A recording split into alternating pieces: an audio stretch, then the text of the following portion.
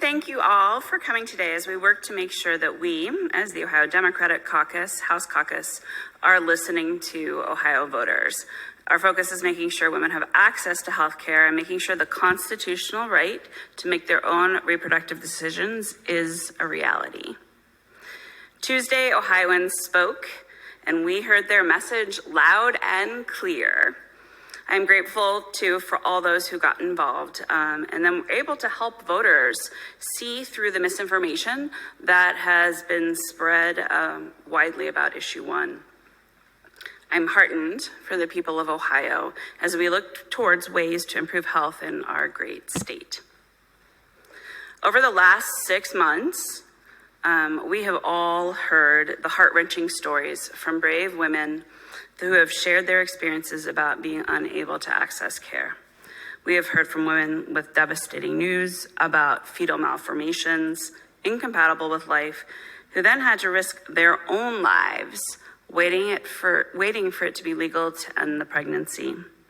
We've heard about child rape victims required to go out of state. We have heard about women with cancer unable to get life-saving treatment. We've heard about the confusion regular people and medical professionals experience when trying to balance best evidence-based practices with confusing laws made by people who don't understand medicine, putting women's lives at risk.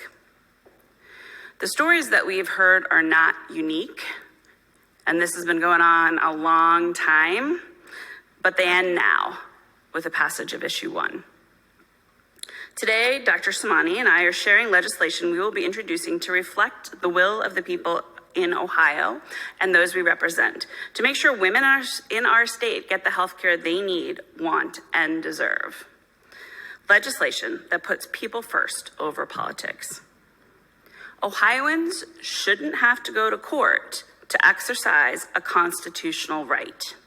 The Reproductive Care Act will repeal the unconstitutional 6-week abortion ban, eliminate the requirement for reproductive health clinics to have unnecessary transfer agreements, remove mandatory waiting periods that harm maternal health outcomes, and address several of the targeted restrictions on abortion providers, otherwise known as TRAP laws, specifically put in place to prevent women from getting care. The bill also adds protections for reproductive health information, ensuring privacy and confidentiality, prevents discrimination by an employer due to reproductive decisions, and protects against the criminalization of reproductive health care. The Reproductive Care Act is the first step in this multifaceted process to work on removing the barriers to reproductive health care that exist in Ohio. These steps will be critical to addressing some of our real problems, including our abysmal maternal and health and infant mortality rates. Hopefully, we can all come together to support pregnant women and ensure infants and families have the needed resources to thrive.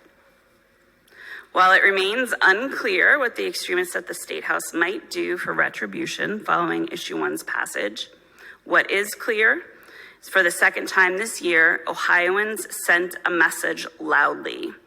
Reproductive health choices belong to women who, with their families, physicians, and faith, can decide for themselves.